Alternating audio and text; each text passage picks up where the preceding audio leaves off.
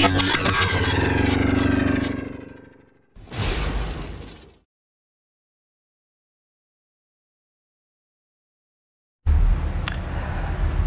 sembah nuwun, salam rahayu buat semuanya. Kesempatan kali ini saya ingin memberi tanda-tanda atau ciri-ciri orang yang selalu didampingi oleh para leluhurnya, ataupun yang bisa dibilang titisan dari para leluhur. Ciri-ciri itu bisa kita dapat terkadang terlihat dari sejak lahir ataupun dari kecil.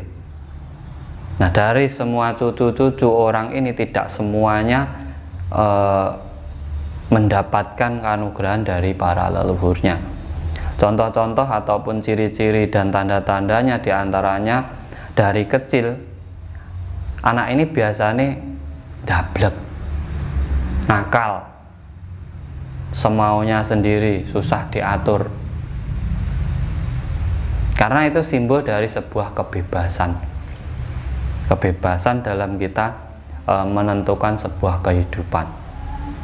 Karena yang lahir di anak kecil itu terkadang lebih tua daripada kita yang sudah tua-tua seperti ini. Yang saya maksud jiwanya.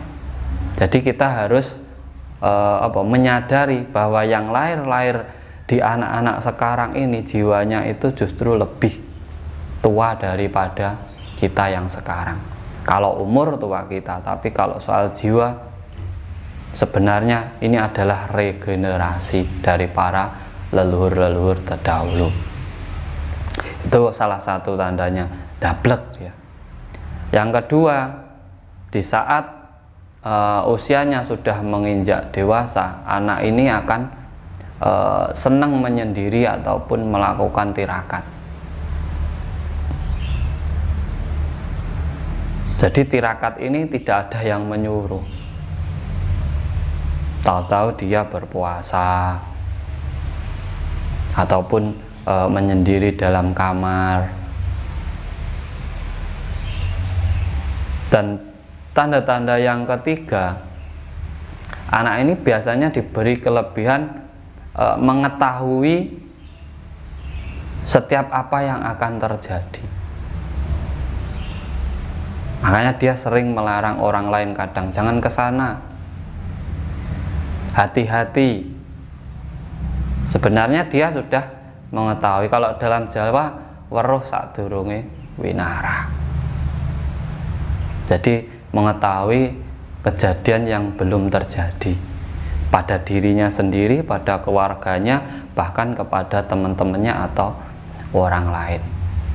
Karena sebenarnya yang membimbing itu adalah jiwa dari leluhurnya itu tadi.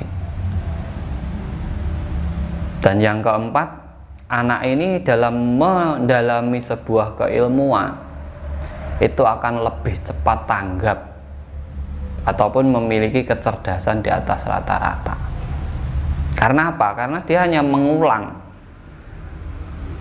Sebenarnya dia sudah paham, sudah ada memori dalam otaknya, tapi dia hanya ingin membuka memori lama. Dia itu mengulang. Makanya kalau soal keilmuan, dia akan lebih tanggap, cepat dalam memahaminya. Wadahnya itu sudah siap sebenarnya, tinggal ada yang membuka kuncinya atau enggak, gitu aja.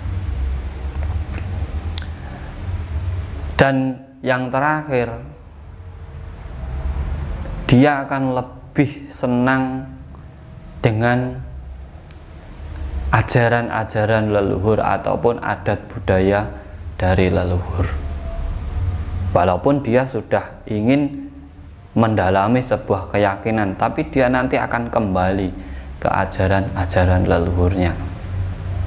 Karena di saat dia belum kembali, biasanya orang yang dinaungi oleh jiwa leluhur ini dalam perjalanan hidupnya akan banyak gemblengan, banyak cobaan, banyak penderitaan yang akan dia alami.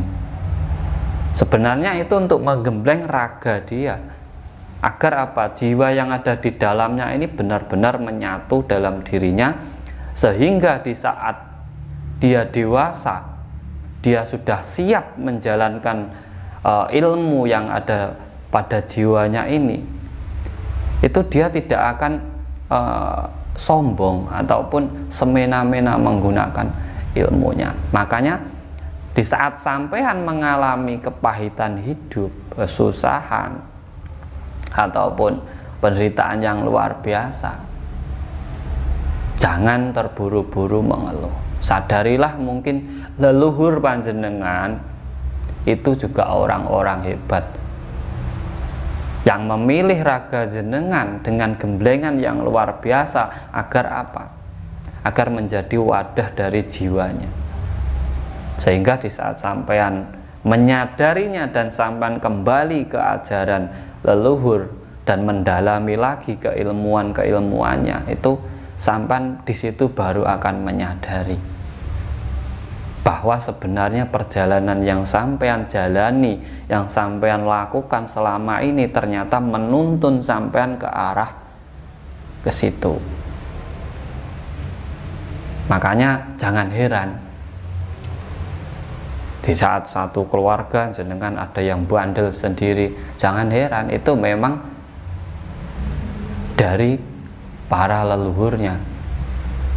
Dan jiwa-jiwa leluhur ini akan menyatu dalam tubuh seseorang apabila orang-orang tersebut benar-benar menghargai para leluhurnya. Dan biasanya memang orang-orang yang dinaungi oleh jiwa leluhur ini pasti lebih dekat dengan para leluhurnya. Bahkan semasa hidup, contoh simbahnya ini akan sangat senang ataupun mencintai anak ini, karena mereka sudah tahu dia nanti akan memilih raga yang mana untuk melanjutkan perjuangannya yang belum selesai. Jadi jiwa leluhur yang menyatu dalam raga kita, bukan khodam. Kalau khodam itu kan jin dan setan yang membantu manusia. Nah, leluhur ini sampai harus hati-hati di sini. Leluhur itu bukan jin dan setan, tetapi jiwa leluhur ini adalah kemurnian ataupun sifat yang akan menyatu pada tubuh seseorang, sehingga perilaku, tutur kata, ataupun perjalanan hidup itu akan bisa dibaca oleh orang lain dia itu sama seperti leluhurnya, bukan khodam. Jadi buat panjenengan yang mengira leluhur itu khodam, dibenahi dulu, karena leluhur itulah yang membuat kita ada saat ini. Kalau sampean menganggap leluhur itu khodam, berarti sampean itu dulu regenerasi dari para khodam, dari jin dan setan. Sampean itu berarti anak turun dari benda goib. Nah, itu harus sampean sadari. Itulah kelima tanda tadi yang mungkin salah satunya ataupun mungkin itu ada pada diri panjenengan semuanya. Sampean harus cepat-cepat menyadari dan kembali menghargai para leluhur jenengan. Apabila sampean putus tidak mengetahui leluhur jenengan, setidaknya sampean menanyakan kepada keluarga-keluarga jenengan, karena tidak mungkin tidak ada yang tahu sejarah dari para leluhur jenengan. Dan bisa diambil juga dari nama leluhur jenengan, itu sudah bisa dicari, bisa dikaji tentang perjalanan hidupnya. Nah, ini semoga ada manfaatnya buat jenengan semuanya. Jadi jangan mudah putus asa dalam menjalani kehidupan, karena Tuhan selalu mempunyai rahasia untuk kebaikan seluruh makhluknya. Salam rahayu, rahayu, rahayu sagung dumadi. Atur sembah nuwun.